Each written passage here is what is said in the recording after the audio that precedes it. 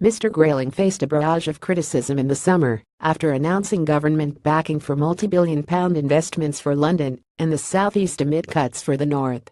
The Yorkshire Post says we make no apology for holding Chris Grayling to account over Northern Transport. Greater Manchester Mayor Andy Burnham and a host of other leaders from Leeds, Liverpool, Sheffield, and Newcastle complained Northern commuters were still using clapped-out trains while London was being lavished with cash. But in a speech to business leaders in Manchester on Friday, Mr. Grayling said after decades of underinvestment he was baffled by his Labour critics, who he took with a pinch of salt.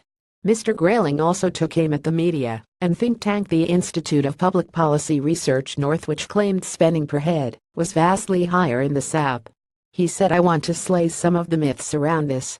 Some of the stuff that's been said in the last months is absolutely not true. You have been hearing about us spending more in the South than the North. I want to take that head on.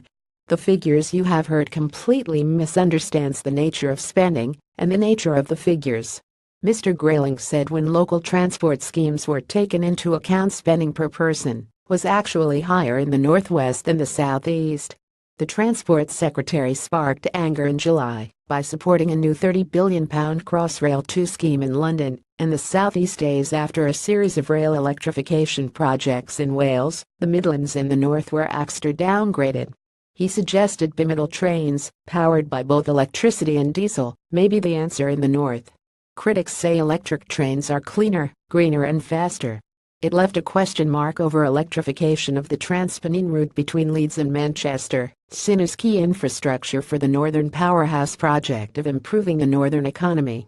On Friday, Mr. Grayling repeated twice that no announcement or decision had been made about electrification of the Transpennine route, but went on to say hybrid cars were now running on the roads and new technology meant hybrid trains could provide solutions. He said, "Let me give you one statistic on that. Since 2010, at a time of financial challenge, we have electrified something like 4 times as many miles of railway in the Northwest as the last government did in 13 years across the entire country.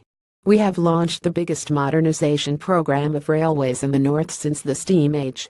I have been somewhat baffled by the accusations coming from our Labour opponents. They are the ones actually doing the planning work for Northern Powerhouse Rail, the commitment for the North that was in our manifesto, in waiting for Transport for the North to tell me where they think we should begin that project, what the priorities should be, what it should look like.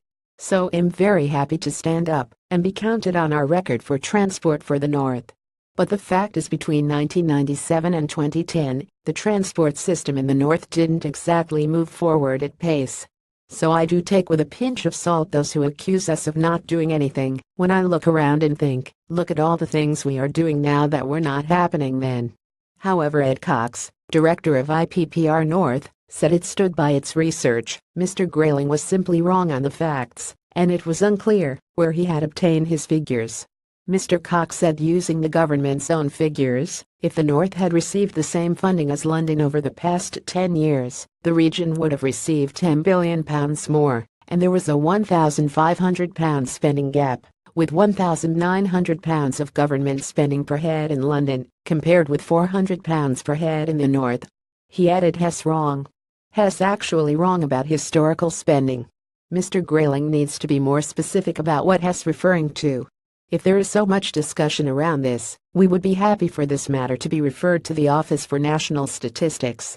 Mr. Grayling was in Manchester to announce the allocation of £5 million for digital signalling on the rail line between York and Manchester. This represents 1.1% of the £450 million fund for digital railway development announced in the autumn statement last year.